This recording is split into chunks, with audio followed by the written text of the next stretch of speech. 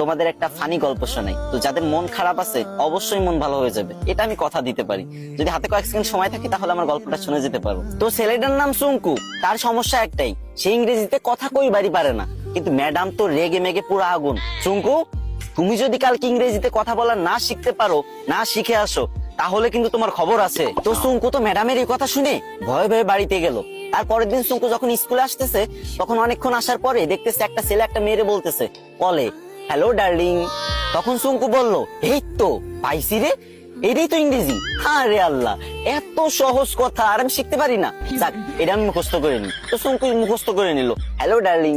চুঙ্কু ভাবলো রাস্তাঘাটে মনে হয় মানুষ ইংরেজি বলে সবাই, তো এবার থেকে যার ইংরেজি শুনবে সেটাই মুখস্থ করে নেবে। তো চুঙ্কু আর একটু দূর আগে যাওয়ার পরে পার্কের ধারে একটা মেয়ে একটা ছেলের বলতেছে, সেটা ননসেন্স।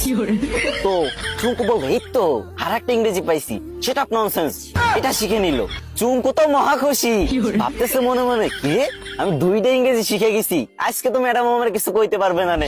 আর একটু আগে যাওয়ার পরে বাস থেকে লোক নামবে, ঠিক আছে, তো সুপারভাইজার বলতেছে লেডিস ফার্স্ট, লেডিস ফার্স্ট।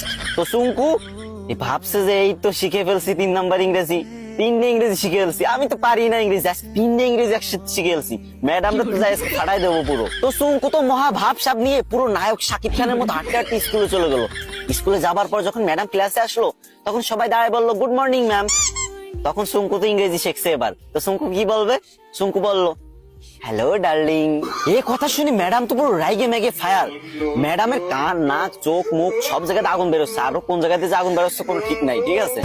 তো চুঙ্কুরে বললো, হাউ ডেয়ার ইউ। চুঙ্কু বলছে, সেটা ননসেন্স। ম্যাডাম তো এবার পুরোই রেগে মেগে হট, বলছে, চুঙ্কু চলো প্রিন্সিপালের কাছে, আজকে তোমার খবর আছে। এদিকে চুঙ্কু বলতেছে, ম্যাম লেডিস ফার্স্ট। গাইস, তোমাদের হাসানোর জন্য মেয়েদের থেকেও বেশি ন্যাকামি করতে হয়। তো তোমরা হাসছো তো, মন ভালো হয়েছে তো, কিন্তু আমার কিন্তু কষ্ট হয়েছে অনেক, গলাটা পুরো ভেঙে গেছে। তো এখন কান্না মুখ নিয়েই বলতেছি, আমার আইডিটা অনেকদিন ধরে ফ্রিজ, আমি অনেকদিন ধরে ভিডিও করি না, তাই তোমরা আমার ভুলে গেছো। এখন থেকে নিয়মিত ভিডিও আপলোড দেবো, আর তোমাদের মাঝ থেকে যাবো না। বিশ্বাস করো, প্রত্যেকদিন আমি ভিডিও দেবো, 3, 4, 5, 6টা করে ভিডিও দেবো প্রত্যেকদিন।